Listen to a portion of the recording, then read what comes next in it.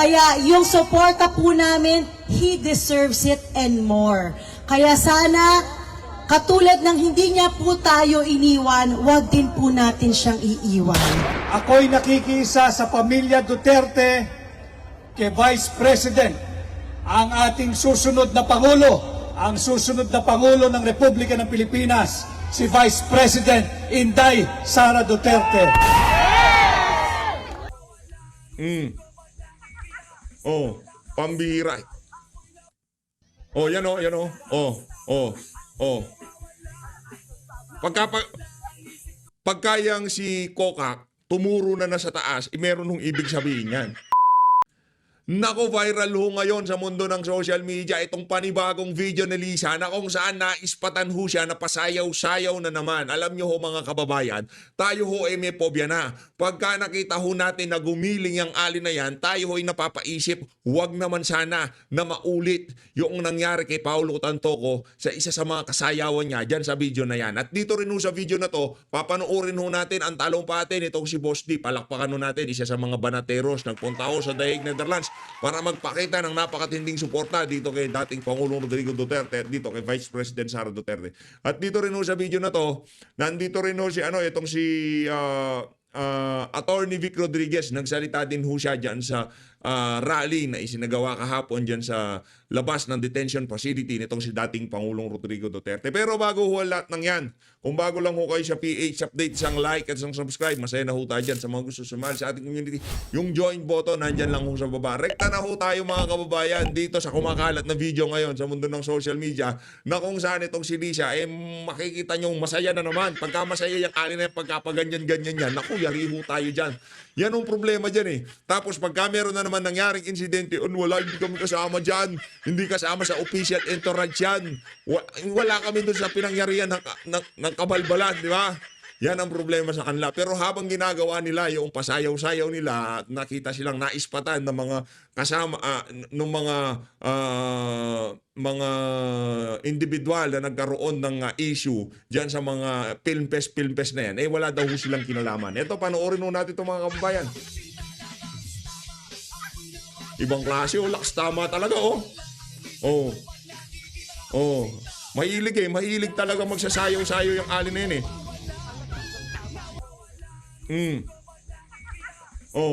Pambihira.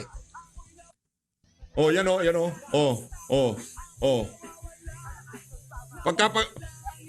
Pagkayang si Kokak, tumuro na sa taas, meron hong ibig sabihin yan. Kaya sinasabi ko sa inyo, kailangan yung mga kasayawan niya, mag-isip-isip na kayo. Ika nga medyo dumistansya na kayo ng konti, baka mahirap na, di ba? Hindi natin malaman kung ano mangyayari sa mga susunod na oras. Pag merong nangyaring issue, naku, hindi ako kasama dyan. Wala na ako nang nangyayari yung mga ganyang klaseng kaganapan. Yan ang excuse ng mga kokak ngayon sa administrasyon itong si Marcos Jr. Habang naghihirap ang sambayan ng Pilipino, habang yung ibang mga kababayan natin walang makain, lubog sa baha yung iba nating mga kababayan, dumaranas sa iba't ibang klaseng problemang pinansyal, medikal, yung mga kababayan natin. Ang ating unang ginang, kung di man maispatan niyang pasayaw-sayaw, nakasimangot ho mga kababayan. Wala hong ninais na kabutihan itong administrasyon na to base sa kanilang performance Hindi lang ho ito base sa mga kumbaga bilang taga-suporta ni Tatay Digong. Ito base sa mga naging performance ng administrasyon sa mga nakalipas na taon. Wala ho tayong nakita na nangarap itong administrasyon na to ni Marcos Jr. na mapabuti talaga ang kalagayan ng sambayan ng Pilipino. Ang nakita lang ho natin ang ninais lang talaga nila mag-enjoy sila, magwalwal, mag-filmpes. Pagka narinig nyo na ho yung salitang filmpes, alam nyo na ang kasunod na mangyayari dyan. Kaya pagka yan, filmpes kasama si Lisa, magtago na ang mga kasama. Rekta ho tayo kay dating Pangulo Rodrigo Duterte. Marami yung mga nagre-request sa ating mga kababayan na panoorin daw ho natin yung mga video nitong si dating Pangulong Rodrigo Duterte nung nasa Pilipinas pa siya. Kasi marami na hong nakakamiss kay dating Pangulong Rodrigo Duterte. Isa ho to sa mga video na kung saan makikita ho natin na masigla pa si Tatay Digong, maganda pa pangangatawan niya kasi base sa mga nababalitaan natin ngayong mga panahon na to, medyo namayat daw ho siya. Tayo ay umaasa sa mga susunod na araw, susunod na buwan, muli ho nating makita magsalita itong si dating Pangulong Rodrigo Duterte na nasa bahay niya dyan sa Davao City. Panoorin na natin mga kababayan. Mga kababayan ko, kumusta kayong lahat? Ako po'y matanda na. At hindi natin maiwasan yung balita na ngayon nagkasakit. Wala naman akong sakit at feeling ko hindi naman ako mamatay ngayon kagad. Nandito ako sa bahay, dito si Bong. Ako retired na, mamakita. Bakita mo Bong yung maliit ko na bahay. Kain lang niya. Housing lang ito. Housing ito ng... Batiin mo lang sila, yung mga Pilipino. nandito lang ako nagre-relax. At nagbabati sa inyo ng magandang araw sa lahat ng Pilipino. Hindi po totoo yung nagpapakalat. Huwag kayong magpapakalat ng masamang balita. Alive and kicking. Siyempre, may edad na po si dating Pangulong Duterte. Kahit pa paano. May konting sakit, pero at his age, he's Alam mo very po, healthy. Alam mo, matanda na ako. Nagsilbi na ako sa inyo ng pinakamatagal, mayor, ilang taon, presidente. Huwag kayong magtaka kung mamamatay ako. Mas mabuti pang magtanong, bakit pa buhay pa yan? Bakit tayo na magpahinga, matanda na? Yun pa ang tanong yun. Pero kung sabi mo, balitaan ninyo, may chismis, mamatay ako. Lahat tayo, ikaw, ako, lahat ng kaharap ko sa mundong ito, mamamatay tayo. Hindi ako exception. May katandaan na ako, tapos na ako nagsilbi sa buong buhay sa bayan ko, ang taong bayang Pilipino. Salamat po sa tulong ninyo at inyong pagbigay ng malakas ng pangpalakas ng loob sa yung kanilang paraon. Kaya kung nakaya na nilabanan ko lahat. Lalo na yung krimen. Tapos na ako, retired na ako. So, very healthy po si dating Pangulong Duterte. Ako naman, in my own small personal capacity, ang commitment ko sa kanya, lalo na sa kanyang medical, at hindi ko po pababayaan ng ating dating Pangulong Duterte. Hanggang kamatayan po ang aking commitment sa kanya. At mahal na mahal ko po siya. At parati niyang pinapaalala, just do what is right. Yan. Magtanong kayo ng anong pinaka-advice ko para sa iyo at para sa mga anak at apo ninyo. Isa lang. Gawin mo lang kung ano yung tama. Hindi mo kailangang pag-usapan eh. Alam mo dito, pati dito, kung ano ang tama o mali. Gawin mo lang yung tama. Sana ganito yung mentality ng administrasyon nitong si Marcos Jr. No? Kung gawin lang nila kung ano yung tama. Tama ba na gastusan ng milyon-milyon yung PhilMPes para lamang makapagpulburon sila? Mali. Napakaraming problema sa Pilipinas, yung kapritsyo ni Lisa, yung inuuna nila. Tama ba na ibulsa natin yung pera, wag na natin pagawa yung mga flood control? Mali. Wala ko kasi silang ganitong mentality eh. Tama ba na papasukin ang ICC dito kahit wala silang jurisdiction? Mali. Lahat ng ginagawa ng administrasyon na to, kabaliktaran dun sa prinsipyong sinasabi nitong si dating Pangulong Rodrigo Duterte sa ating lahat. Do what is right. No? Gawin nyo lang kung ano yung tama. Pagka yan, mali, automatic huwag nyo gawin. Tama ba na labanan ang ipinagbabawal na droga? Tama. Palakpakan natin si dating Pangulong Rodrigo Duterte dyan. Diba? Tama ba na manindigan tayo na dapat makalaya na itong si dating Pangulong Rodrigo Duterte dahil sa pagkaka-aresto pa lang niya, napakarami ng kamalian na nangyari. Tama, di ba? Ang gulo mo, PH. Pero ang bottom line dito, magsasama-sama ho tayong isabuhay itong ika nga tagubili na to nitong si dating Pangulong Rodrigo Duterte. Bilang ordinaryong Pilipino, meron kang hawak na basura, tama ba na itapon ko to kung saan-saan na lang? Kasi ano yan eh, yun yung pinaka-basic, pero yung mga Pilipino di natin malaman ba't ganyan mag-isip. Tama ba na itapon ko tong basura na to kung saan-saan lamang? Mali. Bulsa mo muna, hanap kang basurahan. Diba? Kasi pagka nagpunta ka ng ibang bansa, ganun ginagawa eh.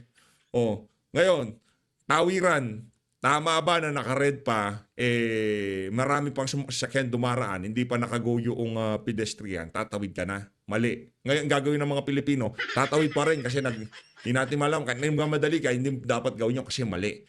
Yun sa buhay nun natin bilang mga Pilipino, yan tagubili na yan ni dating Pangulong Rodrigo Duterte. Doon sa ating mga maliliit na kaparaanan, panigurado, makakapag-ambag tayo ng kahit kakarampot na pagbabago dito sa bansang Pilipinas. Panalangin ho natin si dating Pangulong Rodrigo Duterte na makauwi na sa lalong madaling panahon. Ito, panoorin ho natin ang naging talumpati nitong si Boss Dada, isa sa mga banateros. Ay, malupit ho yan. Sabi ko naman sa inyo, isa sa mga, sa lahat ng, ibanat ba, malupit yan. Pero yung pagbalagbag nitong mama na to, mahusay ho talaga. Sa totoo lang. Matalas din yan si Boss Dada. Panoorin ho natin. Ayaw kong isipin niya na iniwanan natin siya. Hindi namin kaya sa Pilipinas na magpunta lahat dito para sumuporta, pero kung kaya lang, pupunta kaming lahat dito.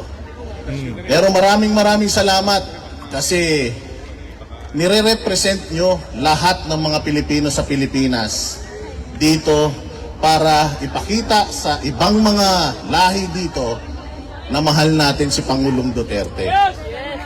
At lahat ng mga paratang nila kay Pangulong Duterte, puros kasinungalingan at politika lamang.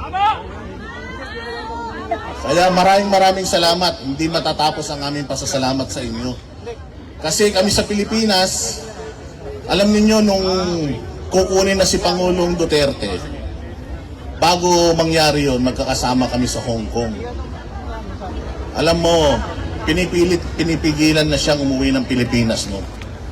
Sinasabi sa kanya, may mga intel kaming natatanggap na uhulihin siya. Sabi namin, huwag kang umuwi. Pero alam nyo, sabi niya, uuwi ako. Kasi Pilipino ako eh. Kung anong mangyari sa akin, siguro naman, hindi ako pababayaan ng mga kababayan ko. Ang pinakamasaklap, masyadong malakas yung kalaban natin. Kaya lang, lagi niyong tatandaan na kahit gaano sila kalakas, may katapusan sila. Correct. Yung pagmamahal natin sa Pilipinas, pagmamahal natin kay Pangulong Duterte, walang katapusan. Correct. At yun hong hindi natansya ng administrasyon na to. Yung 6 na taon nila, ano yan? May time limit yan. Pero kami, mag-12 years na. Yung iba dyan, mas matagal pa, ng mga 20 years nang suportado itong si dating Pangulong Rodrigo Duterte. Ba't ang tanong, ba't hanggang sa ngayong mga panahon na to, mahal na mahal pa rin natin itong si dating Pangulong Rodrigo Duterte? Tuloy-tuloy pa rin ang pagsuporta natin sa kanya. Kasi siya ho ay hindi magnanakaw. Siya ho ay nagnasa ng kabutihan. Yung sinserong kabutihan sa bawat isang Pilipino na hindi ho natin nakita dito sa administrasyon na to. Puro trapo, magnanakaw at mga walang yang buhaya. Yun ang nakita natin dito sa administrasyon ni Marcos Jr. Okay, palagay na natin na napakulong nila sa The Hague, Netherlands. Pero ito lang ang sinisigurado kong hindi mararanasan nitong si Marcos Jr. at buong ang kanila, 10 ng kanilang mga angkan, maging itong si Amy Marcos, na kahit wala na sila sa politika, meron pa rin mga tao na nagmamahal at sumusuporta sa kanila, handang makipagbalyahan para sa kanila. Yan ang hindi magagawa ng mga Marcos. Kung hindi sila magbayad ng mga Talyanista at ensaymada, walang makikinig sa mga sinasabi nila. Mga Talyanista at ensaymada, kahit ikumpara nyo na lang ho mga kababayan, kung gaano karaming mga taga-suporta nitong si dating Pangulong Rodrigo Duterte na nakasuporta sa mga vlogger nitong si Tatay Digong, kagaya ng mga banateros. Yan, malulupit yung mga yan. Kaya nga, wala man ho tayo sa kalinggingan ng mga vlogger na yan. Malulupit ho talaga sila, magagaling ho, magpaliwanag, mahuhusay ho mga kababayan. ipapahiram natin yung pagmamahal natin kay Pangulong Duterte sa iba pang mga Duterte. Pwede? Kaya muli po, maraming salamat sa inyong pagpunta rito. Matagal na namin gusto mga banateros na magpunta rito. Hello po. Matagal na po namin gusto magpunta talaga dito para magpakita ng suporta. Kaya sa tuwing nakikita namin na hindi kayo napapagod, hindi rin kami nawawalan ng pag-asa. Kaya kayo pong mga nandito sa abroad, gamitin po ninyo ang inyong social media. Ipakita po natin sa buong mundo kung gaano kamali ang gobyerno ng Pilipinas at kung gaano natin kamahal si Pangulong Duterte. Maswerte kayo dito kasi may kalayaan kayo. Kami sa Pilipinas, wala na. Kaya ipagpatuloy natin yung ginagawa natin, wag po kayong mapapagod. Alam ko magastos to. Alam ko nakakapagod to. Alam ko nakakagutom to. Pero marami pong taong umaasa sa inyo. Si Pangulong Duterte, matanda na. Sabi nga ni VP Sara, humihina na. Huwag nating hayaan na yung kanyang loob ay humina dahil unti-unti tayong nagwawatak-watak. Magkakaiba man po tayo ng opinyon, magkakaiba man po tayo ng mga pinakikinggan at pinapanigan, sana po magkakaisa po tayo sa isinusulong natin na pagmamahal kay Pangulong Duterte. Okay po ba yun? Okay. Galing talaga ni Boss Dada. Palakpakan natin si Boss Dada. Napaka nun. Tagos yun sa damdamin ng lahat ng mga taga-suporta nitong si dating Pangulong Rodrigo Duterte. Hindi naman ulingin sa kaalaman ng mga kasama, kahit mga kasama natin dito sa PHFD. Meron tayong mga kasama dito na nanonood dito sa ganito, nanonood sa ganyan. Pagka meron tayong kinontent na ganito, pati tayo medyo na ika nga nabibira ng konti. Pero okay lang, karapatan nyo ho yun, ika nga. Pero tayo kasi dito, kahit na sinong vlogger pa yan, pagka meron ho silang, especially ang si Ma'am Sasrogando Sasot, pagka meron ho silang tamang sinabi o talagang kailangan marinig ng ating mga kababayan, talagang papasadahan ho natin yan. Pero tama yung sinabi na yan itong si Boss Dada na doon sa isang layunin, kung hindi man tayo magkasundo sa iba't ibang mga bagay-bagay sa social media o kung ano pa man, doon sa isang layunin na pagmamahal dito kay dating Pangulong Rodrigo Duterte at pananawagan na makauwi na siya sa lalong madaling panahon, yung bagay na yun, dapat ika nga walang kompromiso doon, ika nga dapat tayo magkaisa at patuloy natin suportahan ng mga Duterte. Hindi lang si dating Pangulong Rodrigo Duterte, bagkus, talagang dapat itulak natin ang ating pagsuporta ngayong mga panahon na to kay Vice President Sara Duterte. Huwag na natin pakinggan yung mga awayan dito, awayan dyan. Correct. Importante Boss Dada, yung ating common goal. Saludo. Oo, si Tatay Digong ang bida dito. Wala nang iba. Saludo. Okay. Hindi bida dito yung kung sino-sino, ha. Walang bida dito. Isa lang ang bida dito, si dating Pangulong Rodrigo Duterte. Ibigay ho natin sa kanya kasi alam na ho natin na nasa edad na si dating Pangulong Rodrigo Duterte. Bago man lamang ho siya mawala o ika nga makalimutan niya, mag-ulyanin na siya, ipakita na ho natin sa kanya yung napakatinding pagmamahal, ha, dito kay dating Pangulong Rodrigo Duterte. Palakpakan natin to si Boss Dada, napakalaman ng mga sinabi niya. Saludo, Boss Dada, mahusay. Ngayon, siguro, naiintindihan nyo na ako kung pagka sinusundutan ko tong si Boss Dada, lagi kong sinasabi na isa yan sa mga talagang sinusubaybayan natin na miyembro ng Banatero, siya ang si Boss Dada. Kasi pagka sumalansan yan, talagang sasabunin ka ng mukha. Muli po, salamat po sa inyong pagpunta rito. Hindi na po ako magtatagal dahil marami pa pong mga importanteng mga tao na dumayo pa rin mula sa Pilipinas papunta rito. I love you too, Mami. Love you! Mabuhay kayo. In behalf of Banateros Brothers, si Banakbay, si Coach Oli, si Master Judea at si Paring RJ, Boss Dada TV po. Meron po kaming programa gabi-gabi sa SMNI. Panoorin po ninyo. Alam niyo naman po, SMNI na lang ang naghahatid ng totoong balita at tamang balita. Panoorin ho ninyo, sinusubaybayan din ho natin yan. Kung gusto nyo ng malalimang pag-aanalisa, talagang matinding balagbagan, Banateros, dyan sa SMNI. Suportahan din ho natin SMNI. Pero magaling tong pagkasalansan nitong si Boss Dada. Kasi merong mga abogadong magsasalita. Pag-uusapan nila yung mga legal na aspeto ng pagkakakulong ni dating Pangulong Rodrigo, pagkakakidnap na ito nung si dating Pangulong Rodrigo Duterte. Pero siya ho ay nag-focus bilang isang taga-suporta at bilang isang ika nga DDS vlogger. At yung kanyang mensahe para magkaisa itong mga taga-suporta ni dating Pangulong Rodrigo Duterte. Dahil dyan, Boss Dada, mega love shoutout ka kay PH Update. Napakahusay. Rekta na ho tayo kay Atty. Vic Rodriguez. Dito ho tayo sa Tinig Maisog. Tinig Maisog. Atty. Vic Rodriguez. Pakinggan natin. Maraming salamat sa ating mga organizer, sa inyong lahat.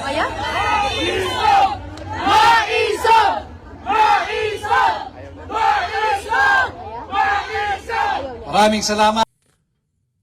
Siya ho ang mukha ng maisog ngayong mga panahon na to, si Atty. Vic Rodriguez. No? Pagka nakita mo yan si Atty. Vic Rodriguez, hakbang ng maisog, tinig maisog. Saludo, Atty. Vic. Mega love shoutout. Kumusta na ba tong si Atty. Vic? Wala na tayong masyadong balita sa kanya ngayong mga panahon na to. Pero sa tingin ko, okay naman siya. No? Okay naman siya. Masaya tayo na nakita natin siya dyan sa pagtitipon na yan. At alam ko, mga kasama natin dito sa PH Update, maraming natuwa dyan sa nakita nila na yan na talagang yung pagsuporta niya. Yan ho yung mga ika nga hindi naman siya maraming naging taga-suporta si Tatay Digong. Maraming nauna kay Atty. Vic Rodriguez. Pero sinong naiwan ng mga tunay na ngayon talagang napakatindi ng pinagdadaanan ni Tatay Digong? Bakit nandyan siya? Ngayon siguro naiintindihan nyo na ho kung bakit talaga nung panahon ng kampanya, isa ho siya sa mga talagang kinampanya natin. Kasi nakita ho natin ang genuineness nitong si Atty. Vic Rodriguez. At kung sakaling tumakbo man yan ng kahit anong pwesto sa pamahalaan, kahit na lokal, kung ano pa man, susuportahan ho natin yan. Hindi lang naman siya, si Atty. Jimmy Bondoc. At alam ko, yung mga kabilang dyan sa Duterte na yan, kung kaya lang nilang magpunta dyan, talagang kasama silang dyan sa pagtitipon na yan kahapon. Ngayong mga panahon na to, nasa The Hague, Netherlands. Sana mabigyan ho sila ng pagkakataon na makita, no, masulyapan itong si dating Pangulong Rodrigo Duterte. At para magkabalita ho tayo kay Tatay Digong. No? Kasi bagay, yung mga sinabi ni VP, more than enough na yun para sa atin na ganito ngayon si Tatay Digong. Medyo namayat na, nangihina na. Sana makauwi na ho siya. Sana mabigyan ng pagkakataon itong si Atty. Jimmy, Atty. Vic, Boss Dada, Senator Robin Padilla, at sino pa ba? Yung mga personalidad na nandyan na masulyapan man lamang itong si dating Pangulong Rodrigo Duterte. Hindi man lamang kahit na hindi na siguro makausap, no? Yung tipong ma-high lang nila si Tatay Digong o sana. Ano nyo kung yung mga hindi pa ho nakasubscribe, kung maaari ho, paabutin na ho natin ng 1 million yan. Yung ating subscriber, no? Paabutin na ho natin. Marami hong mangyayaring mga magagandang kaganapan kung sakaling umabot ho yan ng 1 million. Paabutin na ho natin. Vic. Alam ho ninyo, nasabi na lahat, nasabi na yung mga saloobin kaninang umaga, yung mga nagsalita before me, at yung inyong mga personal na pananaw at opinion, alam ko naman ay tugma sa aking opinion at aking nararamdaman. Ako ay tumungo dito upang makiisa sa inyo, ating minamahal na Filipino migrants at overseas Filipino workers. Upang makiisa sa ating panawagan, bring home Tatay Digong now! Bring home Tatay Digong alive! Ako'y nakikisa sa pamilya Duterte kay Vice President, ang ating susunod na Pangulo, ang susunod na Pangulo ng Republika ng Pilipinas, si Vice President Inday Sara Duterte. Kay Congressman Pulong Duterte, kay Mayor Baste Duterte, sa buong pamilya Duterte, kay Ma'am Elizabeth. Ako ay tumungo rito upang magpahatid ng aking unconditional support upang sa ating panawagan tayo'y mapakinggan, pauwiin na si Tatay Digong. Lahat ng nakiisa dyan sa pagtitipon na yan, maraming salamat ho. Maraming salamat. Doon mga galing pang Pilipinas, kagaya nitong si Atty. Vic, Boss Dada, Attorney Jimmy Bondok, Senator Robin Padilla, mabuhay ho kayo. Hindi ho namin makakalimutan yung ano na yan. Mga bagay na yan ay pinapakita nyo ngayong mga panahon na to. Maraming salamat sa pagsuporta. Dahil ano ho sila kumbaga tayo mga nasa Pilipinas, sila ho yung pinaka-representante natin dyan. Ano bang magagawa natin bilang mga Pilipino? Magsalita tayo sa social media. Makisangkot tayo sa mga usapin na kung saan pinag-uusapan itong issue na to ni dating Pangulong Rodrigo Duterte. Manawagan tayo sa pamahalaan. Sabagay, wala namang bangag nga di ba? Bangag nga. Kung ano, kakalungkot to. Sa totoo lang, din na natin malaman kung paano ba pauwian dito si dating Pangulong Rodrigo Duterte. Interim release. Walang mga ebidensya. Bakit hindi pa palabas yan, di ba? Mahigit 100 araw na siyang nakapiit. Maaari niyo bang ikulong ang isang tao na wala mang kahit anong kaso? Maaari mo bang arestuhin ang kapwa mo Pilipino at ilagak sa ibang bayan nang wala ka man lang warrant of arrest? Kami ay tumungo dito upang sana ay makuhaan ninyo ng inspirasyon sapagkat sa Pilipinas, kayo, mga minamahal nating kababayan, ang aming motibasyon. Nung unang sinalbahi si Pangulong Duterte, kung hindi dahil sa inyong pagkilos dito sa labas ng Pilipinas, kami po ay suppress sa loob ng Pilipinas. Subalit dahil sa inyong nagkakaisang payapang pagkilos, napansin ng buong mundo na mali ang ginawa sa dati nating Pangulo. At kagaya ng natura ng ating kaibigan ni Senador Robin Padilla, hindi ito usapin ng pro-Duterte lamang. Hindi ito usapin ng mga supporter ni Pangulong Duterte lamang. Ito ay usapin na hindi dapat yung ginawa sa kapwa natin Pilipino, na paulit-ulit kong sinasabi, ipinagkanulo ng sarili niyang gobyerno. At ito sana ang patuloy nating pagsikapan, patuloy tayong magkaisa, magbuklod-buklod. Alam ko, galing pa tayong lahat sa malalayong lugar. Subalit, sariwain lang natin, sino ba ang pinaglalaban natin? Ang kapwa natin Pilipino na ang pangalan ay Rodrigo Roa Duterte, who was given the best years of his life, serving Davao City and making it the most peaceful city in the Philippines. Yung taong piniit nila ngayon dyan sa ICC, dati nating Pangulo, nagmalasakit sa bawat Pilipino upang pati ang ating mga anak ay payapang makapaglakad sa ating mga lansangan nang hindi minomolestya ng mga drug addict, drug dealer at masasamang loob. Subalit ano ang sinukli ng mapang-aping gobyerno ni Bongbong Marcos? Siya ay pinagkanulo at uulitin ko, hinandog sa kamay ng naglalaway na banyaga dito sa ICC. Kaya sana ang aming pakikisa sa inyo ay makuhaan din ninyo ng dagdag na inspiration at motivation na huwag tayong tumigil hanggat hindi natin naiuwi sa lalong madaling panahon, hanggat hindi natin naiuwi ng buhay ang ating pinakamamahal na Tatay Digong. Muli ho, tanggapin ninyo ang aking paggalang, pagkilala, respeto at pakikiisa sa inyong lahat. Maraming salamat sa inyong patuloy na pagbuhos ng pagmamahal kay Tatay Digong at kay Vice President Inday Sara Duterte. Muli ho, ako ang inyong kaibigan.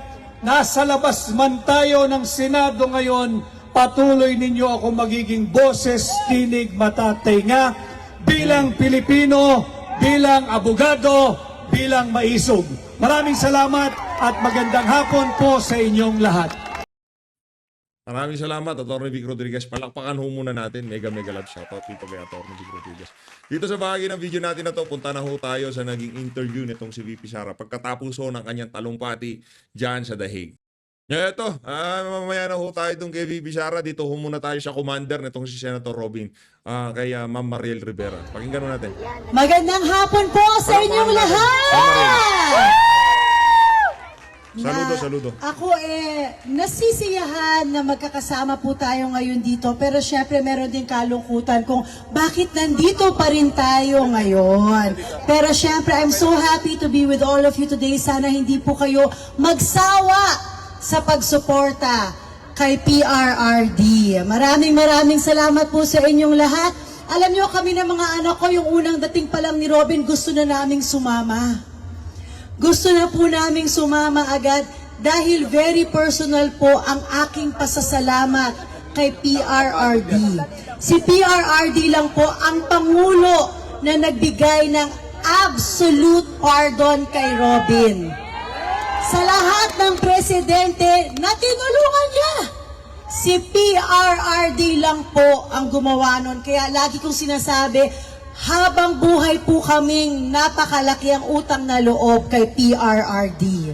Kaya yung suporta po namin, he deserves it and more. Kaya sana, katulad ng hindi niya po tayo iniwan, wag din po natin siyang iiwan. Maraming salamat po. Maraming salamat, boss. Siyempre, dapat po talaga pagka ganyan. Si Commander talagang dyan iyangan. Ayun na nga mga kababayan, dito na una tatapusin ang ating reaction video ko. Ugnay dyan sa mga nangyaring kaganapan na yan dyan sa The Hague, Netherlands. Ha? Maraming salamat po sa pag-support sa PH Update. Tuloy-tuloy lang po tayo sa pagsuporta dito kay dating Pangulong Rodrigo Duterte. Huwag po tayong magpatinag dito sa mga bagag na to. Mahalin ho natin ang Pilipinas.